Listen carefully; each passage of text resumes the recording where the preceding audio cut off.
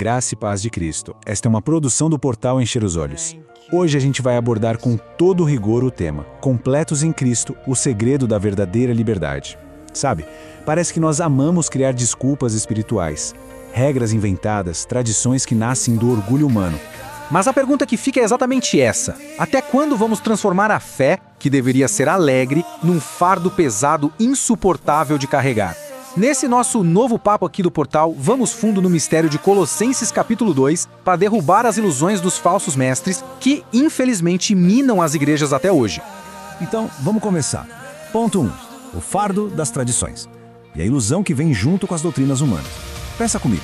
A igreja lá de Colossos estava sendo literalmente bombardeada por ensinamentos que pareciam super espirituais, sabe? Mas que, na verdade, estavam envenenando a fé. O apóstolo Paulo foi cirúrgico ao descrever essas falsas doutrinas como o que elas realmente eram: meras filosofias, tradições de homens e princípios elementares do mundo. E olha só que contraste incrível que a gente vê aqui.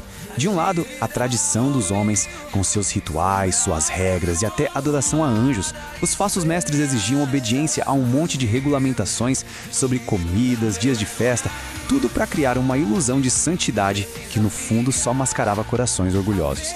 Mas aí, do outro lado, a gente tem o Evangelho de Cristo, a obra completa, consumada no Calvário, a nossa verdadeira segurança. Todas aquelas regras eram apenas sombras. A substância, a realidade mesmo, é Jesus. Isso nos leva direto para o segundo ponto, para a gente ver como isso se desenvolve. Unidade, o corpo de Cristo e a beleza que existe na diversidade. Isso levanta uma questão crucial. Se somos completos em Cristo, por que ainda há tanta briga dentro da igreja? A resposta é que Deus, de propósito, une pessoas de mentes muito diferentes para trabalharem juntas. E essa pergunta vai direto ao coração do problema. Se Cristo não está dividido, por que existem desavenças entre nós? A verdade é que quando o Espírito habita em um ser, ele jamais vai entrar em guerra contra ele mesmo, habitando em outra pessoa. Nossas desavenças só mostram que em algum lugar o nosso eu ainda se recusa a ir para a cruz. Então, o caminho para a unidade é este. Deus, de propósito, cria diversidade de temperamentos e dons. O atrito que surge nos relacionamentos é, na verdade, a ferramenta que ele usa para moldar o nosso caráter, como uma lixa que vai aparando as arestas. O diagnóstico para o conflito é sempre o mesmo: a crucificação do ego. Afinal, a maior evidência do poder do Evangelho não é falar bonito, mas amar uns aos outros, suportando as falhas e administrando as diferenças. E tudo isso nos leva à terceira parte: a justiça que liberta, que é, nada mais nada menos, que o caráter de Cristo em nós. Como pecadores falidos, seria impossível forjar um caráter aceitável diante do Pai por nosso próprio mérito. É a justiça de Cristo que vai adiante de nós.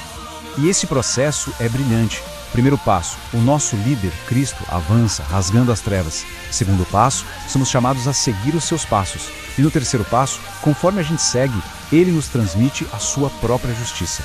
Isso se torna algo real, tangível, através de uma vida bem ordenada e palavras cheias de graça. A diferença nos resultados é gritante.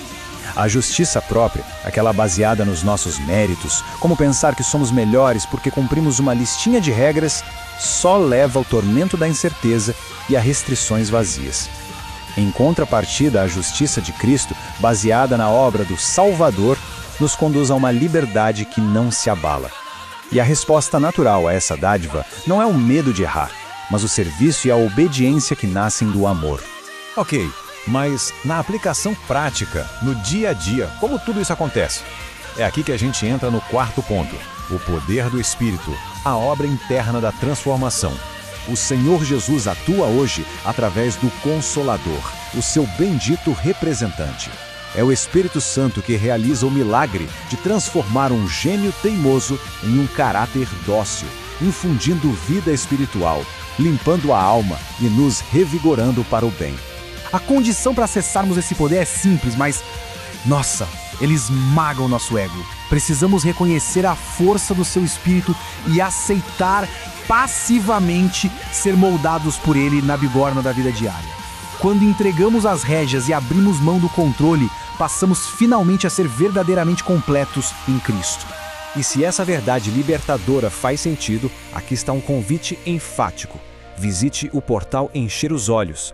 Curta e compartilhe este conteúdo para que mais pessoas possam ter seus olhos cheios do que é eterno. Vamos meditar profundamente neste versículo que é a âncora de toda esta análise. Pois nele habita corporalmente toda a plenitude da divindade, e estáis completos nele, não falta absolutamente nada.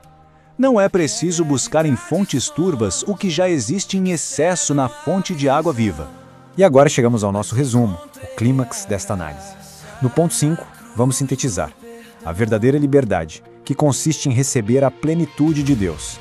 Ser completo em Cristo é a maior libertação que o Evangelho pode proporcionar ao ser humano exausto da religiosidade de fachada. Deixar de buscar atalhos e tradições vazias e abraçar a dependência total do Espírito Santo muda todo o jogo. Quando a nossa vontade se curva perante a vontade dele, as brigas perdem o sentido e a verdadeira unidade domina a igreja. Rejeite o orgulho, suporte seus irmãos em amor, ame profundamente sua família e permita que a justiça de Jesus seja o seu escudo diário. Você não precisa acrescentar nada ao sacrifício do Calvário.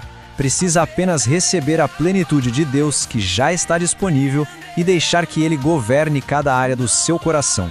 Que este conteúdo ajude a encher seus olhos com o que é eterno e que Deus lhe abençoe e guarde de todo mal.